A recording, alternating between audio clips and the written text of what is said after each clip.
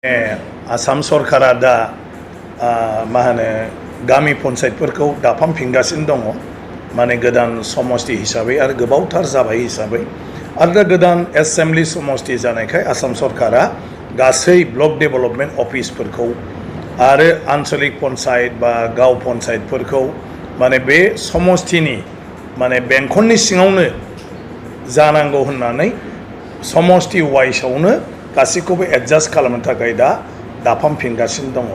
आरो बे हिसाबै आसाम सरकारा जि माने थांखि लादों आरो जि बिथोन होदों बे थांखि आरो बिथोनखौ बड'लेण्डनि डिसिफोरनोबो हरदोंमोन बे नटिफिकेसनफोरखौ आरो बेवहाय माने गार्जेन मिनिस्टारखौ चेयारमेन खालामनानै एमएलएफोरखौ सोद्रोमा बानायनानै BTCनि ब्लकफोरखौबो दाफामफिननांगौ होननानै बिथोन हरदों बड'लेण्ड टेरिटरियेल काउन्सिला 2003 मायथाइयावनो संबिजितखौ माने संशोधन खालामनानै एमेन्डमेन्ट खालामनानै पन्चायती राज बेबस्था पन्चायत आरो रुरेल डेभेलपमेन्ट बेखौ बड'लेण्डनो होनाय जादों गोहोखौ आरो माने संबिजित हिसाबै बड'लेण्डआ बे पन्चायत आरो रुरेल डेभेलपमेन्ट जि डिपार्टमेन्ट दं बे डिपार्टमेन्टआव जायखिजाया पलिसि लानो हायो आरो बेनि जायखिजाया खामानि मावनो हायो आरो बिनि थाखाय बड'लेण्डनि बिधान सभायाव बायदिसिना माने आयेन खान्थिफोरखौ बानायनानै लानो हायो आरो बेखिनि गोहोखौ संबिजितआ होदों गतिके बड'लेण्डआ मोनसे आलादा खुंथाय दिनै बड'लेण्डनि बेलायाव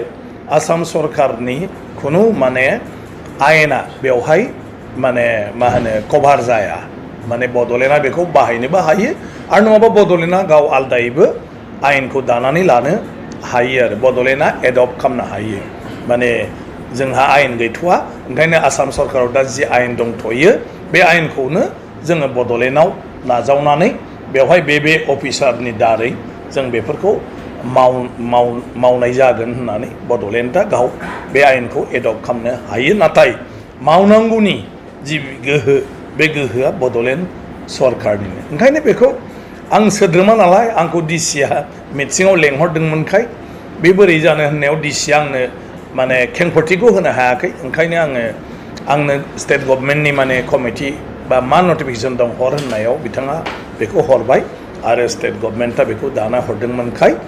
आङो मानाव गेदेर जिहेतु बे डिपार्टमेन्टआ मावनाय डिसिसन गतिके बिनि सानै अथरिटिनो आं जनायनांगौ बे जाबाय नियम आरो मोनसेया जाहैबाय आं स्पिकार ओंखायनो आं स्पिकार हिसाबै चिफ मिनिस्टारनो आं प्रिन्सिपाल सेक्रेटारिनो जनायबाथ' बियो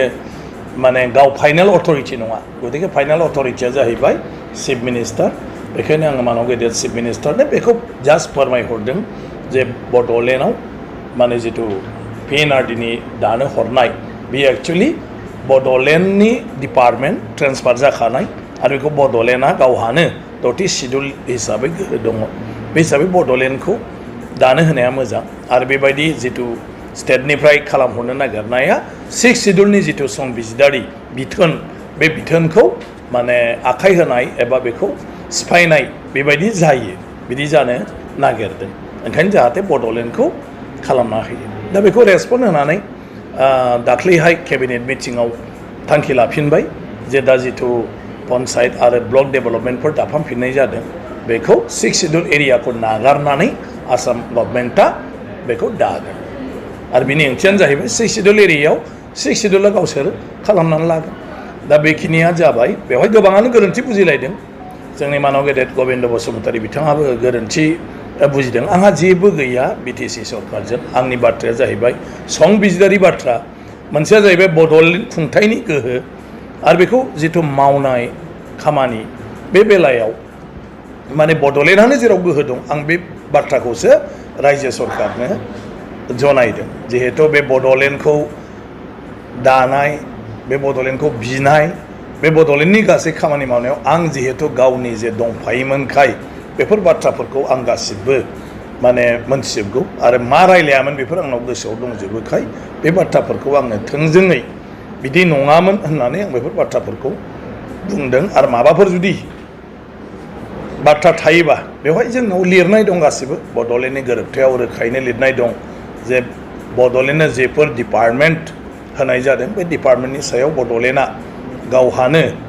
एडमिनिस्ट्रेटिभ माने खुंनो हानाय एग्जिकिउटिभ मावफुंनो हानाय आरो लेजिस्लेटिभ आयेन कानुन गासिबो दानो हानाय बे गोहोआ थागोन होननाय लिरनाय दं आरो बे एखेजोंनो जोंनि संबिजिरनि 6थि फारियावबो बेखिनि गासिबो गोहोआ दङ दा गभर्नरा नटिफिकेसनखौ होदों BTC नि आंखौ एसे गोरोन्थि बुजिदों होनबाय थादों बिदि नङा जायखिजाया सरकारा माबा मोनसे जुदि थांखि लायोब्ला खामानि मावफुंनो नागिरोब्ला बिनि जितु अर्डार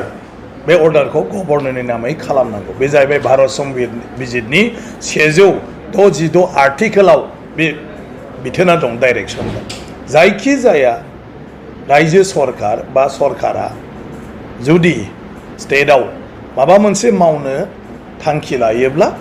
गभर्नरनि मुङै बेखौ माने मा होनो खामानिखौ मावनांगौ आरो ओंखायनो नटिफिकेसनफोर होयोब्ला बेवहाय गभर्नरनि खोथाखौ रायखांनांगौ जायो सरकारनि जायगायाव जे गभर्नरा माने गोजोननायजों रायजोनि सार्थनि थाखाय नैबे बायदि खामानि मावनो मोनसे थांखि लादों ओंखायनो बे थांखि मथे ओरै खालामनाय जासिगोन दा बे जाबाय नटिफिकेसन होनायनि नियम दा बेल'सो मिसआन्डारस्टेन्डिंआ बिथाङा जेखौ सानदों बियो गभर्नरा BTC नि प्रप'जाल मोननानै होनाय अर्डार नङा स्टेट गभर्नमेन्टआसो गभर्नरनि दहाय लानानै स्टेट गभर्नमेन्टनि केबिनेटआव लानाय थांखिखौ नटिफिकेसन होदों दा बे समाव नुनो मोनदों रायजो सरकारनि मासि जेरावखि थाया जायखिजाया मानसियानो बेखौ दिन्थिनानै होनो हायो मासिया जेबो गिदिर बाथ्रा नङा बे जाबाय संबिजिरनि बाथ्रा संबिजिरनिखौ आं देरसिन जानो हाया चिफ मिनिस्टारा देरसिन जानो हाया संबिजिरनिख्रुइ सोरबा राष्ट्रपतियाबो देरसिन जानो हाया सोरबा जाजआबो देरसिन जानो हाया गतिके संबिजिरनि बाथ्राखौ जायखिजाया सुबुङानो सोरनोबा आसि दिन्थिनानै बुंनो हायो जे बियो संबिजिरारि हिसाबै बे खामानिया माने एसे माने माबा गैयै जादों इरिलिभेन्ट जादों आरो बेयो संबिजिरनि जितु माने बिथोन बे बिथोनखौ सिफायनाय जादों दा बेखौ बयबो दा आं स्पिकार खिन्थु आं मोनथिथारगौ नालाय दा बेखौ लिरबाय बेखौ दस्रायाबो लिरनो हायोमोन गासिबो बेवहाय जेबो गैया गतिके बे जायो बर'फ्राथ' आरो माने सामाजिक हिसाबै जों गोदो जेरै सोलिबोदों खिन्थु दासो जों गोदान माने मा होनो गोदान नेमखान्थि संबिजिरारि खान्थिजों जों दिनै रायजो सलायनो आवगायदों बेवबो जायफ्रा राजखान्थियाव दङ बिसोरल'सो बेखौ मोनथिदों आरो जायफ्रा मावनायनि एक्सपिरियेन्स दं बिसोरल'सो माखासे बाथ्राफोरखौ मोनथिजोबोदों गतिके बर'नि बेलायाव एसे बेबायदि बाथ्राफ्रा फैयो दा बुंब्लाबो आरो जालायगोन बर'फोरखौ जाम्बा होनदों माबा होनदों आंहा रावखौबो बिदि होननायनि खुनु बाथ्रा फैया आं बेखौ बुंदोंल' जों सोरखौ मा दाय होलायनो बयबो गोदान नाथाय आं जेखौ बुंदों बे जाहैबाय आंनि जिउआव बड'लेण्ड दानायनि सावरायजेननायनिफ्राय लानानै आङो दिनैसिमाव सिस्टेमाव दंबाय थाथ'यो आरो बे सिस्टेमाव दंबाय थाथ'यैखाय गोलाव सम आंनि बे हान्थिनाय लामायाव आं जेखौ मोनबोदों नुबोदों बेखौ आं खोन्थादों बयनिबो आरो सरकारनोबो दा संबिजिरारि बिथिङाव सरकारा जेखौ नायस्लाबाखै नुस्लाबाखै बे अफिसारफ्रा 6थि सेड्युल फरायाखै बे अफिसारफ्रा बर' गोरोबथाखौ फरायाखै बे अफिसारफ्रा दाबो बड'लेण्डनि गोहोफोरनि सोमोन्दै मोनथिया जोंनाव DC गोदान फैयोबा बेबो मोनथिया आरो बेखौ जोंबो बड'लेण्ड सरकार हिसाबै जों रावखौबो खोन्थानाय जायाखै बे जों बड'लेण्ड हिसाबै नोंथाङा नैबे आयेन खान्थिखौ मानिनानै सोलिनांगौ होननानै जोंबो रावखौबो बुङाखै आरो बेखायनो गेजेर गेजेर बेफोरबायदि माखासे माने गोरोन्थिफ्रा जायो नाथाय गोरोन्थिखौ सुद्रायनाया गिदिर बाथ्रा दिनै आसाम सरकारखौ साबायखर बावनांगोन